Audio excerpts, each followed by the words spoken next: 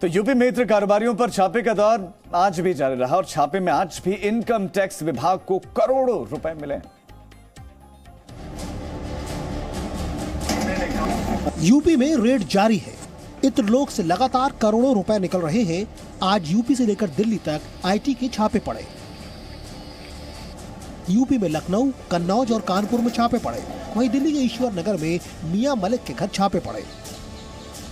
सबसे पहले कन्नौज में फैजान के घर पर छापे की बात करें तो छापे के दौरान मौजूद रहे बैंक कर्मियों के मुताबिक फैजान के मंडई आवास से करीब 4-5 करोड़ रुपए कैश मिले, जबकि कुछ मात्रा में सोना भी मिला है। सबसे बड़ी बात यह है कि अधिकांश नोट 500 के हैं।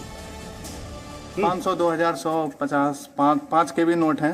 अच्छा। के, हाँ, छोटे नोट भी हैं। कुछ तो बड़े वाले बंडल मतलब 2000 के कितने ज्यादा, सबसे ज्यादा कितने हैं? सबसे ज्यादा 500 के नोट हैं, 2000 के नोट ज्यादा नहीं है मतलब, लेकिन 500 के ज्यादा है। 4-5 करोड़ रुपए को गिनने के लिए मशीन मंगवाई गई। फैजान के घर से कंप्यूटर की हार्ड डिस्क, कुछ टाइपराइटर मशीन और कंप्यूटर जब्त किए गए हैं। साथ ही कुछ दस्तावेजों की फोटोकॉपी भी निकाली गई है। इसके लिए फोटोकॉपी की मशीन तक मंगवाई गई थी। लोग जब छापे के बाद निकले तो साथ में 2 सूटकेस थे, एक सूटकेस बड़ा और दूसरा छोटा। लखनऊ में हजरतगंज इलाके में मोहम्मद मोहसिन मलिक के घर पर इनकम टैक्स के छापे पड़े। छापेमारी में आईटी की टीम प्रॉपर्टी और इनकम टैक्स रिटर्न के दस्तावेज लेकर गई है। वहीं कानपुर के आनंदपुरी में पंपी जैन के रिश्तेदार डॉक्टर अनूप जैन के घर पर भी आयकर विभाग के छापे पड़े। आयकर विभाग ने यहाँ के 2 मकानों को सील कर सीलिंग का नोटिस लगा दिया है। छापे के मामले में लगातार सियासत जारी है। बहुत सारे लोगों के घरों पे छापे पड़े और जो खासकर हम लोगों से करीब थे उन पर छापे पड़े। और एक छापा तो ऐसा मारा इन्होंने,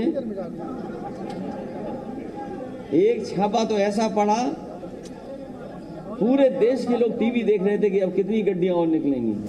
वहीं सीएम योगी आदित्यनाथ ने फिर से अखिलेश यादव पर निशाना साधा।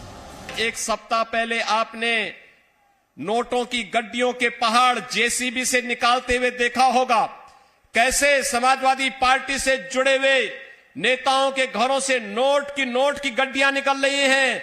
ये नोट की गड्डियां खेत और खलिहानों में नहीं पैदा हो रही हैं, ये जनता की कमाई पे डकैती डाल करके विकास के कार्यों को अवरुद्ध करके जो अनैतिक तरीके से इन्होंने संपत्ति अर्जित की थी, ये वही पैसा है, वही पैसा आज निकाला जा रहा है।